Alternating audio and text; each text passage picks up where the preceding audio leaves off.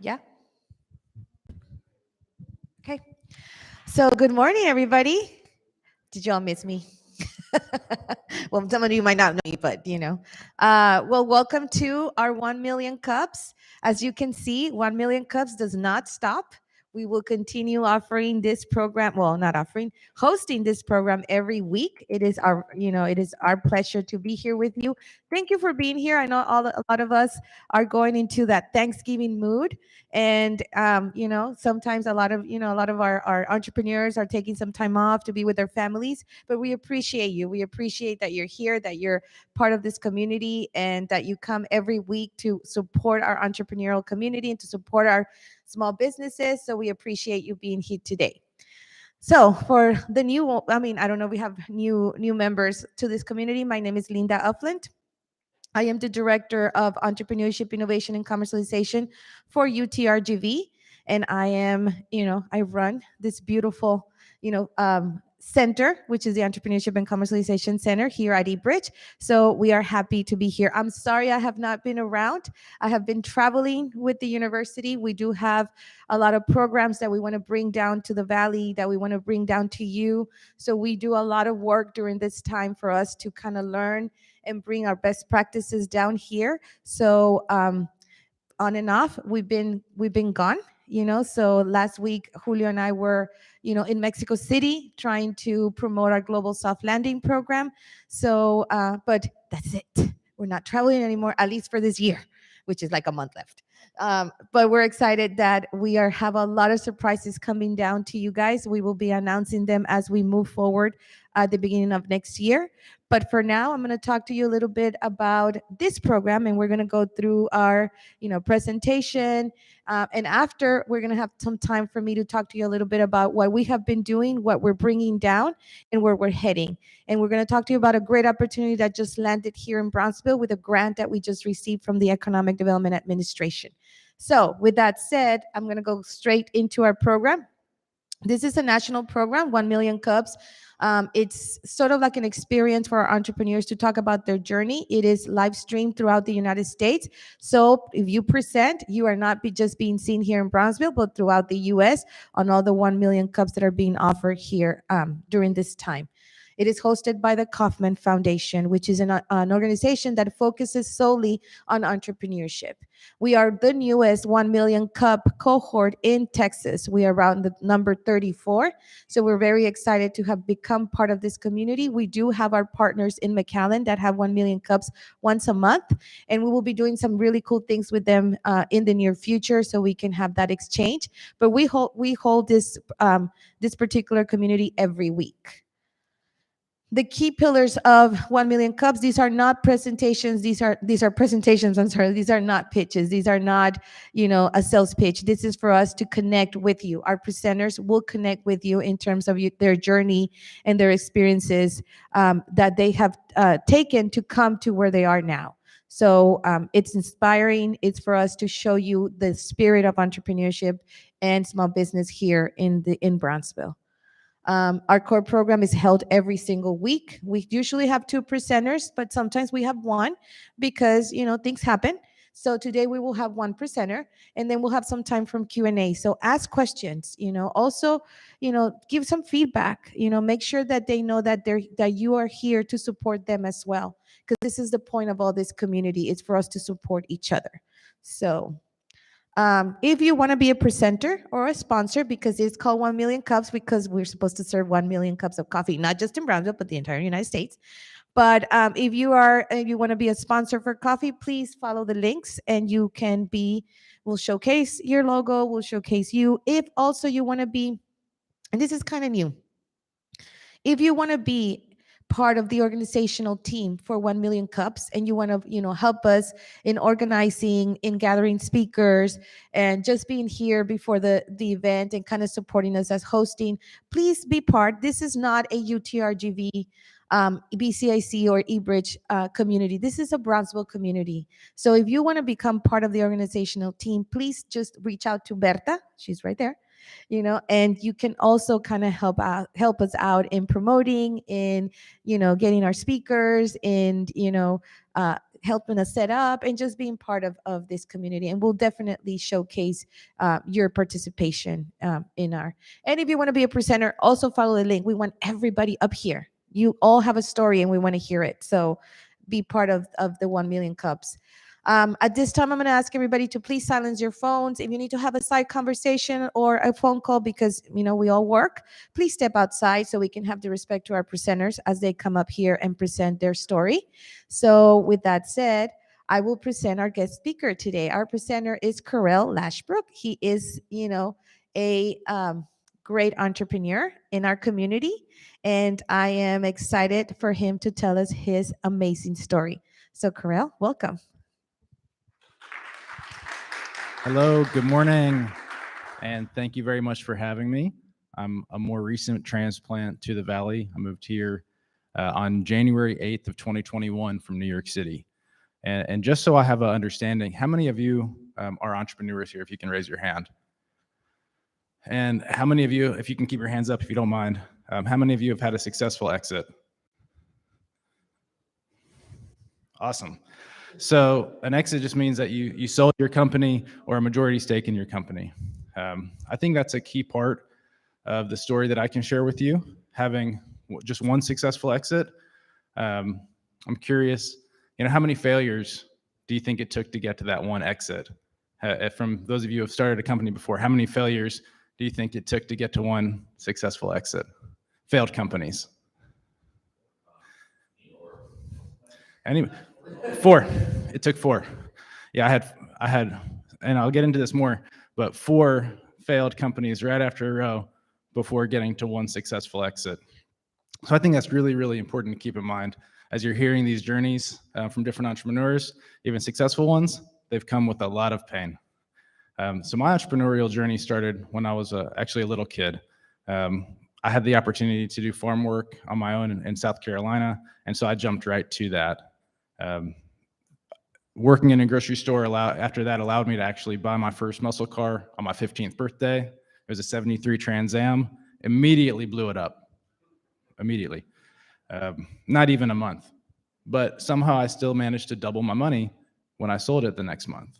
And so I'm sitting there as a 15-year-old, obviously thinking, wow, my life has just changed. Let me do that again. All right, so that led me to actually getting of muscle cars and flipping those consecutively, which by this time I'm getting into college, working at restaurants all the time. And I have an opportunity after a biomedical engineering internship in Atlanta to come back to my university and buy a multifamily apartment complex. And this is in 2008 when a 20-year-old could actually get a 3% down payment. These are giving away mortgages at this time, right before the crash. So that allowed me to really, and a key lesson there is, sometimes the big picture market presents you with different opportunities. Like right now, interest rates are very high, but that in itself presents a lot of opportunities as well if you know kind of what you're looking for. But I think the key there is that I was able to take advantage of that opportunity, even though it was pretty uncommon, but I was able to scrap together just a couple $1,000s, find a pretty rundown property, purchase it, and then while I was in college, renovate it. And by the time I graduated college, I had about 20 apartments around my university. So here's where I think it's interesting. As an entrepreneur, you might think, oh, this is working out great. This is a good path. But then you go in a completely different direction. For example, when I graduated, I moved to Wisconsin and started working in healthcare IT. Right? Didn't do anything with real estate, just kind of set it off to the side.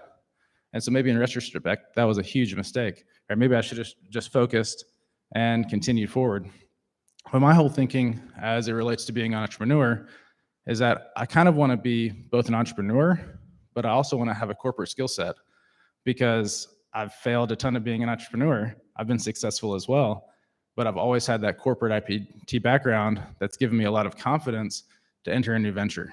So I think as we're thinking about our entrepreneurial journey, maybe it's not so bad if we also spend some cycles developing skill sets that don't immediately appear entrepreneurial, but maybe they become a crucial part in your entrepreneurial story because they support that journey. So for me, that's been a huge part of my entrepreneurial journey is going through multiple, I've spent over a decade in the corporate world working for different healthcare clients in the IT world.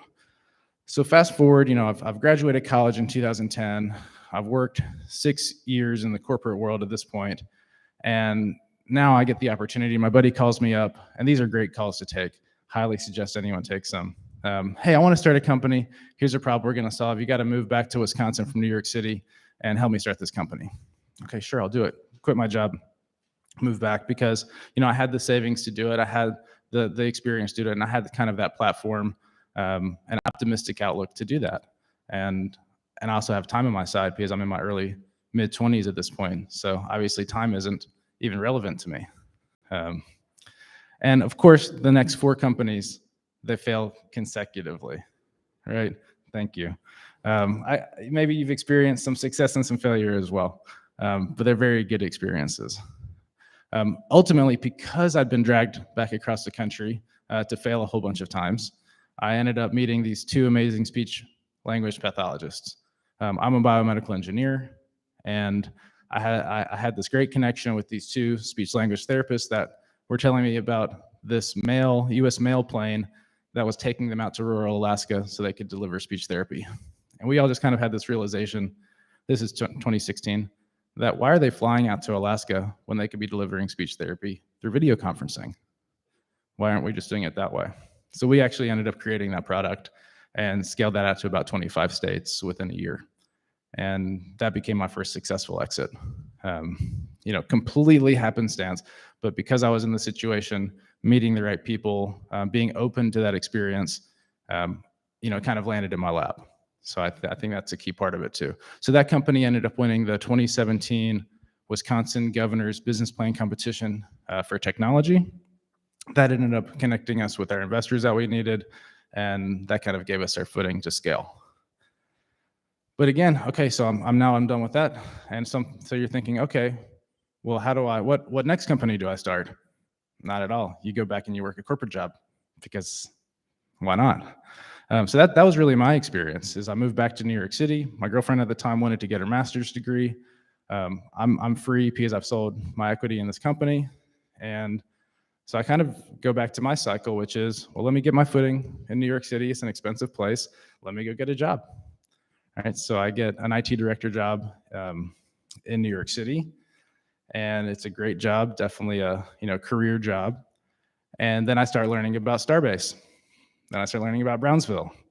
Now I can't sleep at night because all I can do is think about, how do I move to Brownsville, Texas for some reason? But seriously, I'm on the 22nd floor looking out over the river in Manhattan, idyllic situation, and all I can think about is this little patch of dirt right by the border wall. It's 20 acres that I know is going to be a great investment because it's right by SpaceX and it's right by the port.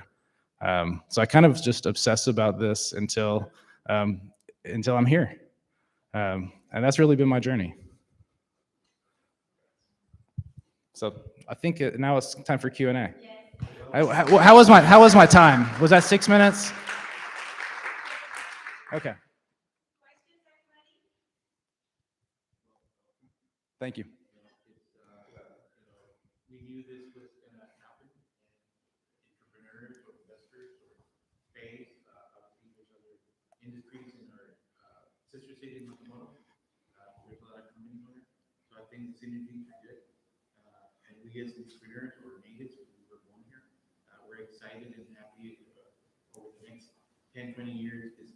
They got to build the Mars colony here, right? I mean, they don't build it in Mars first. They got to build it here first. That's really interesting. Put it under the sun. It's very, very good here. Well, thank you. Thank you. Question. You talk about your exiting. Sorry, you exited one of your companies. Were you prepared for that exit? No, not at all. Not at all. That's something that we don't hear so often. If you really get somebody exiting this company. Right. I want to just share that. No, and not all exits are all great, right? An exit might come as well with a lot of pain. Even though you're getting money, maybe you really wanted to stay with the company longer, right? So, but you kind of have to do that balance where you have to decide what's best for your future. Do you want to take a little bit of cash now that you can invest and grow, or do you want to continue to put, it's kind of like leaving your money on the table in a casino. And so at some point it's smart to take your chips off and do that. But my exit came when the company needed to finance a round of capital, and the company's condition on injecting a large sum of capital was that instead, I was the chief operating officer. So I was, me and my partner, we were number 3 and number 4 at this company.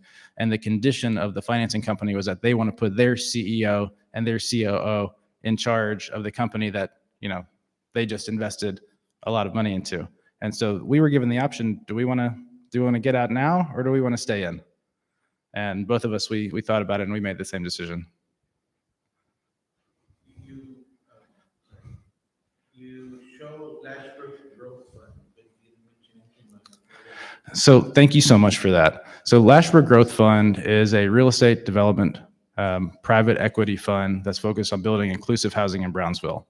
And what that means is that we hope to be able to blend having like a premium, slightly above market rent customer that's probably like a SpaceX employee or someone that needs a lot of those amenities because they don't have any time, right? So that's the trade-off they're giving. At the same time, we want to have affordable housing where people get to participate in really this ranch that we're building out. We have 20 acres that we're building right now. We have 4 houses so far. And we also have things like donkeys and sheep and chickens and ducks. And so our idea is to create this kind of ranch rental model where you get the best of everything. Everyone kind of wants, in this area, I've noticed a lot of people want to live out in the country where they can have a dog, have space, and not have houses. The typical style I've noticed in Brownsville is that you build houses like right here, and then you build the other house just so you can touch your neighbor, right? That's like, yeah, maybe if you're lucky. And so we want to take a different approach than that. We would, but also the different approach is that we're not going to sell any houses. We're just going to keep them as rentals. So we want to build a really high amenity rental environment that maybe when you wake up, you'll have like fresh eggs on your doorstep because we have a bunch of extra eggs. All right, it's not really going to be baked into our cost model, but you'll start to, how I kind of term it to my team as a landlord is that we want to over deliver value. We want to give our tenant such over delivery of value that they wake up going, I can't move away from here. This is great. And so that's always been my perspective with customer service and customer delivery, is that we way over deliver on value. So we almost confuse our customer. We do a lot of Airbnb stuff. Lashbrook Growth Fund also owns properties on South Padre Island that kind of helped us enter this area. We got some island property that we Airbnb. So that kind of allowed me to move down from New York City, quit my job, move down, manage those Airbnbs as my job while I build this long-term community in Brownsville. Angie.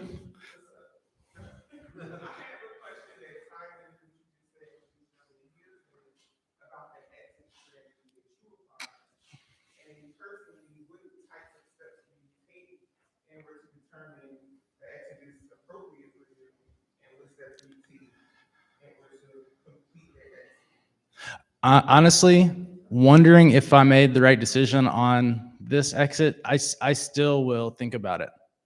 So I don't think it's always super clear. I think we're always constantly making the best decision at the time that we think is going to support us. Ultimately, it's worked out great. Like I wake up every day and I'm very happy with my personal life and my business situation and my environment. So it's worked, but it could have worked another way very, very well. There are a bunch of great books related to selling to large investors, raising money.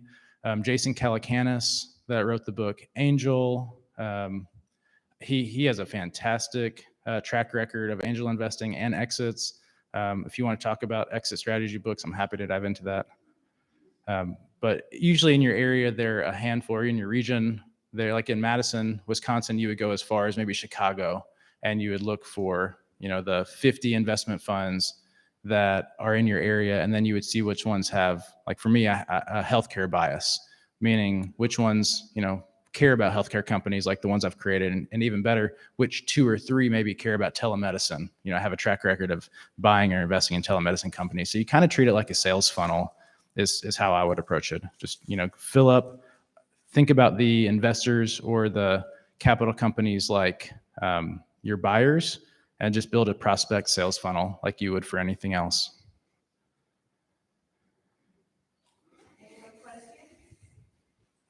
Sir? Just if I understand, so you're building a community for rental, that property for the acres? Yes. You said you have already 4 houses? Yes. I live in one of them. Great, yeah, congratulations. Are you trying to do like farming there and sheep and all these kind of concepts? Yes, we have the borregas and the burros. And we do have un burrito. We do. And we have a garden as well. Yeah, we have those. Right now, we also have 15 acres of hay production. So 15 acres right now is zoned agricultural. Oh, this is actually something I'm very proud to share. We just got our USDA Farm Tract ID. So we're officially a farm. We can get grants and USDA funding. So we're really trying to blend this farm model and this rental real estate development model, because you don't really need a ton of houses to make a sustainable living. Like 15, 20 houses, you should be kind of good, right? So that's my thinking. Where is your property? It's at 3325 South Oklahoma Avenue. So I can see the border wall like from my window. South Oklahoma is the last road before, if you've driven out to SpaceX, it's the last road before that border checkpoint control. So that's really what attracted me to that area. It's because you can see the launch. You can't see the launch pad, but you can see the launches clearly. You can feel the launches clearly. And of course, these are old little casitas that I'm in now because they were already on the property. I'm just fixing them up. And so they don't have any foundation either. So like you definitely feel it. Sir? Did you run a study or something related to that, to take that decision to bring your business there? No, I didn't. I sold everything and I bought in Brownsville within about a 2-month period. And I did almost no analysis. Yeah. I mean, I learned about Starbase in 2018 when I was volunteering at the Space Symposium. That's where that picture's from, actually. For those of you that don't know, the National Annual Space Symposium is kind of like the heartbeat of the U.S. Space Force, the U.S. Air Force Space Ops Division, and the private sector companies within the space industry. I think this year will be the 40th annual or the 39th. So it's really been going on quite a long time. And I've been volunteering there, working entry control for the past 5 years. It's a $4,000 ticket, but if you volunteer, it's free. So that's like the little pro tip there. And that's true with a lot of events. Did you know that you can go to the Berkshire Hathaway shareholders meeting if you just own 1 B share of stock? That's like $300. You can go listen to Warren Buffett speak, stuff like that. So there's lots of stuff like that I feel like entrepreneurs should take advantage of. Other questions? Sir? So what did your relatives say to you when you told them that you wanted to move to a small town in Brownsville and considering 40 pounds not the more? Did you do a little bit of research in the area? Really not. The first time I had seen Brownsville is when I moved here. Yeah, like I don't recommend this. I'm just sharing my story like in more of a true way. No, I remember calling my mom and saying, "Hey, I'm pretty sure I'm gonna buy some stuff in Brownsville, Texas." And she goes, "Didn't it flood there?" Like that was the first thing she thought. That we had a really bad flood like 90 years ago or something. That's what she remembered. That was her first thought. Yeah, her weather related things. But no, I think so many of us, myself included, are so unaware of South Texas, the Valley. What is Brownsville? South Texas. Angie.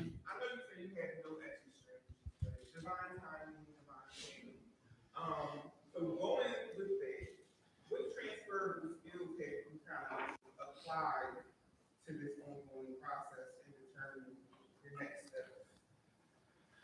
From like the past to like the present. So what like corporate skills am I bringing with me? Corporate, live, those sorts of experiences.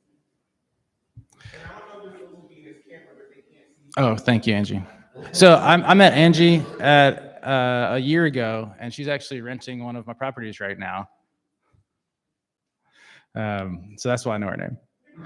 So transferable skill sets, customer service. I've had a lot of screaming doctors, in the IT world. You kind of have, when things go wrong, it's a crisis. So I've had a ton of people screaming at me, like a lot of, and not in a bad way, not in a disrespectful way, but in a way that says, this is really important, please pay attention.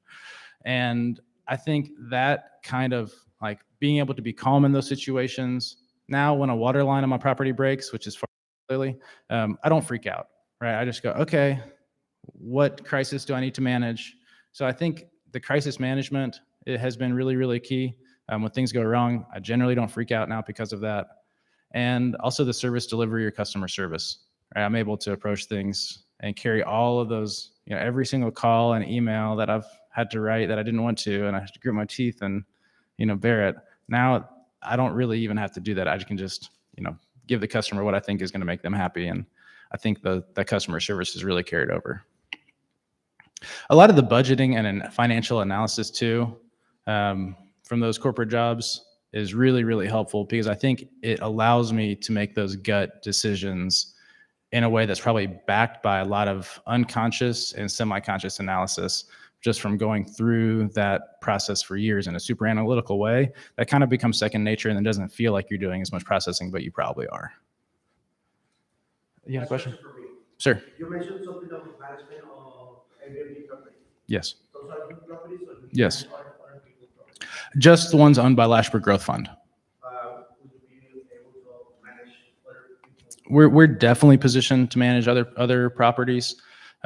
I just don't know if it's going to be economical for either party yet, because it seems like the costs of managing and delivering. We're terrified of a 4-star. It's the worst thing imaginable. So to deliver at a 5-star level of service is pretty expensive. So I don't know if my model, I think my margins might be lower than the average Airbnb owner because I'm trying to over deliver value. Do you have any exit strategies for this development? I don't. So you kind of you go through this process of owning assets, selling assets, owning assets, selling assets. And always the question is, okay, if I sell this, will it put me ahead? Is it a good decision? And that's kind of where I am right now is I know some people, they build houses and they sell them off because that's a faster way to get to your ROI. But honestly, I think it's more of a personal goal that's driving my decision-making. I want to get to the point of not needing or wanting to sell stuff. And I want to start building that, hey, what am I setting up for the future generations that are going to be in this area? So I'm kind of also starting a family at that point. So I think I'm in that zone where probably my personal thinking is going to shift. Since you're obviously in space over here, space here. Right. Are you getting into the space industry or something? No, not other than going to the National Annual Space Symposium and volunteering. I just feel like it's really part of the customer. I'm obviously very interested. Right, it's more of a personal interest, and the fact that SpaceX is in this area is why I even knew about Brownsville, right, on my journey. And I think the SpaceX employee is also a key part of my customer demographic. Right, they're like, I want SpaceX. People that are in that area, probably that care about my location because I'm so close to SpaceX. I'm 20 minutes from SpaceX. That's so much closer than almost any place else in Brownsville. Also closer to the port extension. So I kind of, I need to figure out how to make myself visible to the SpaceX community over time. Not right now because I don't have any houses available. Everything's full. Yeah. Yeah. Well, thank you. Okay, thank you. A different perspective, we like to, keep things, diverse here at 1 Million Cups. So thank you, his insights. If you want to reach out to him after, please network with, Corel. He'll be, around, and he is a member of our community here at eBridge. So you can find him, here at our location. Well, I know that we have a lot of things coming up, a lot of, there's holidays, here comes Christmas. We will continue to, be here every Wednesday. So, oh, sorry, I'm supposed to do this myself. So talk to you a little bit about some things that are coming up, and then I'll talk to you a little bit about our center, and the different initiatives we're working on right now. So coming up events, of course, next week we will have our 1 million cups here again. So come and join us. If you have anybody that would like to present, invite him. If you want anybody that you want him to be part of this community, invite them. We continue to grow. We want to grow more. So keep coming back and bring new people, so they can experience what this community is all about. The fact that you can network, the fact that you can know other people around your ecosystem is so important. And you can also engage with us and learn about all the services that we offer here at the ECC and here at eBridge. December 2nd, well, actually, it starts December 2nd. We are going to host a festival called Cine del Sol. This is a festival that is, sort of more into the film industry, upcoming, production, filmmakers or artists that are looking to showcase their films. This place will transform in about a week into a film festival. So we invite everybody to come and be part of this. These are all entrepreneurs that are going into the film industry and that want to showcase their films. They want to showcase some of the technology that they use. So this room, our training rooms, and the main co-working space will be offering all these type of films that you will be able to see. I don't have the website, but we can always see. We're going to put it up in our social media so you can kind of see what is this schedule looks like. But we invite you to come to eBridge to be part of Cine del Sol. I think it starts December 2nd, and it's December 2nd and December 3rd. So that's going to be something different for us. So, we are hosting this in collaboration with the City of Brownsville, of course, and BCIC. So we invite you all to come to this festival. And on December 14, you guys need to be here for Startup Texas. So Startup Texas will have its final year competition with emerging industries. We have 9 amazing companies that will doing their pitch, all in tech related, manufacturing related. So we have been working with this company since September 25th. So we are hoping that, they're ready to go, they're ready to pitch, they're ready to go after this funding that is available through the Startup Texas. It really has been a privilege for us to work with these companies and allow them to grow, allow them to learn from the different mentors and speakers that we have brought week after week. And in the final weeks, they will be spending a lot of time with our team to kind of refine their pitch and be able to provide really valuable information. They will also have the opportunity to have a showcase. So after the event, you will be able to engage with our presenters and they'll be able to show you a little bit of how their technology or their product or their services work.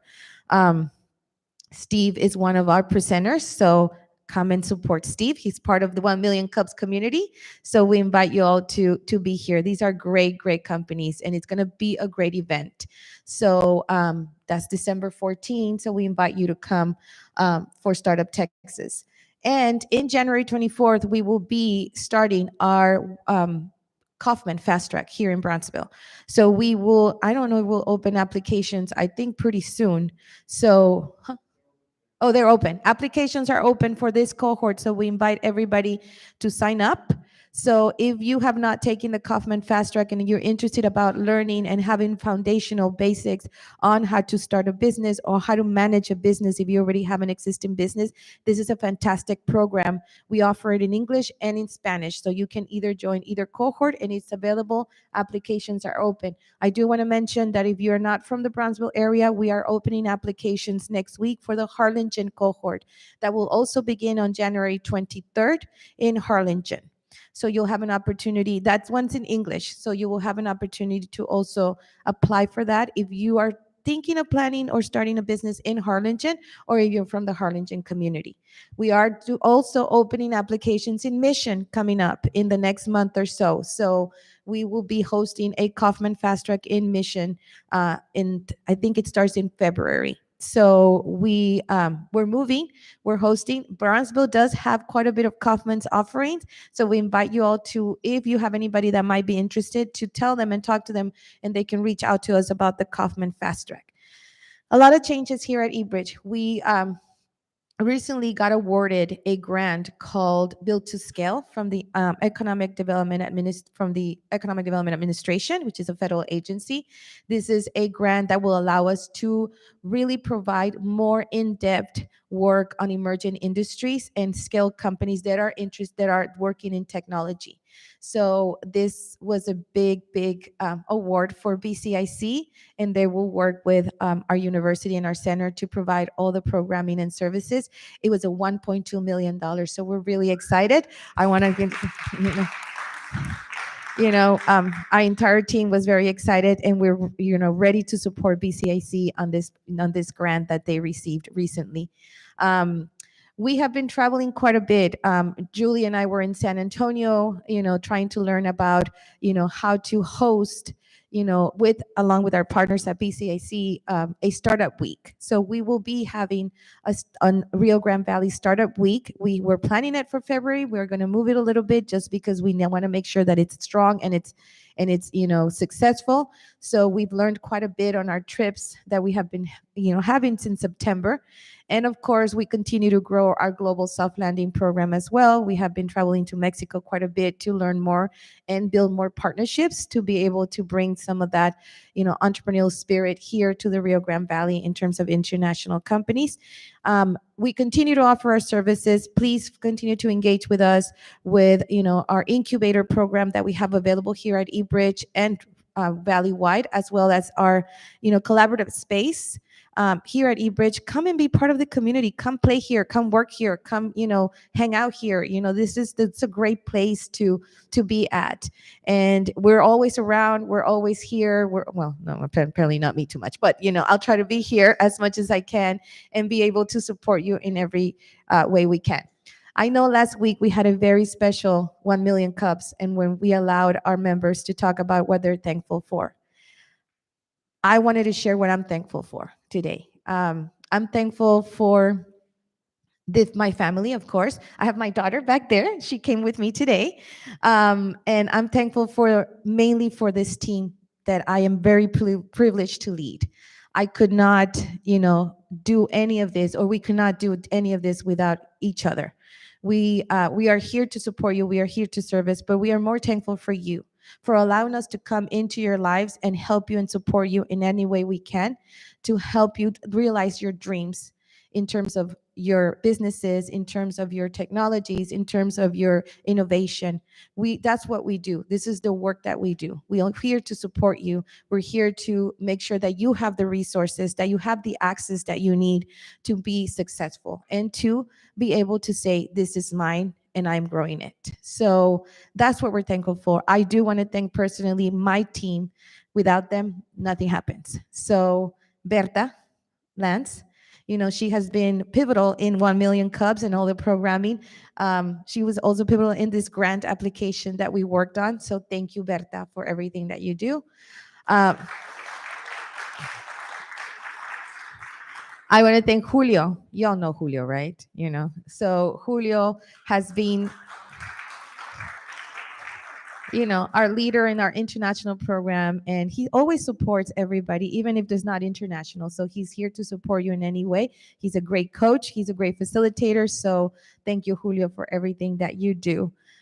Back there, she was sick. She's here today. I'm so happy she's feeling better. Julie, of course, you probably all know Julie if you've engaged with her, either through the accelerator or through the Kaufman Fast Track. She has been pivotal in all the programming that you see, all those new ideas that we get, it's from that head over there. So thank you, Julie, for always, doing fantastic work and supporting. And all our work happens, all this, logistics and coordination, and the fact that I'm not dead, comes from this lady right here. Perla has been the heart of everything that we do, because she kind of, you guys go here, we need to do this and fix that, so without her, this place will not be able to run. So thank you, Perla, for everything that you do. And I gotta thank a group of students that are more than students to us. They're part of our team. They're part of everything that we do. These students really go above and beyond. And I'm going to start with Amy back there, Idania and Gabi. Those three ladies back there have been And one more. This guy started with us way back in the day.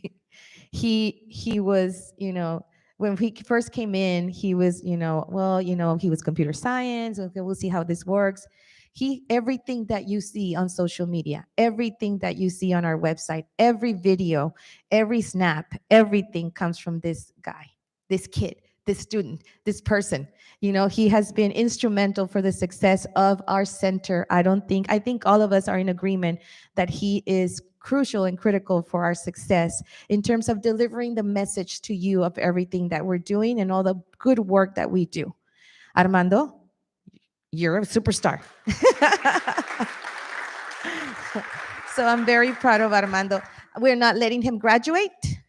He is going to be a student for life, if not until I bring him full time. So I'm working on that. So, hopefully that we can do that soon. But thank you, guys. Thank you for everything. Thank you for supporting us as well as we support you. And I just wanted to take that little moment to thank them now that we're going into the Thanksgiving holiday. I hope you all have a great holiday with your loved ones, with your family, with your friends. We are here to support you. We will be closed tomorrow and Friday, but we're back on it on Monday. So enjoy, network a little bit, and thank you for being here today. Thank you, Corel. Also, great, inspiring story. Like, we try to bring that in here. So thank you, guys. Have a great holiday.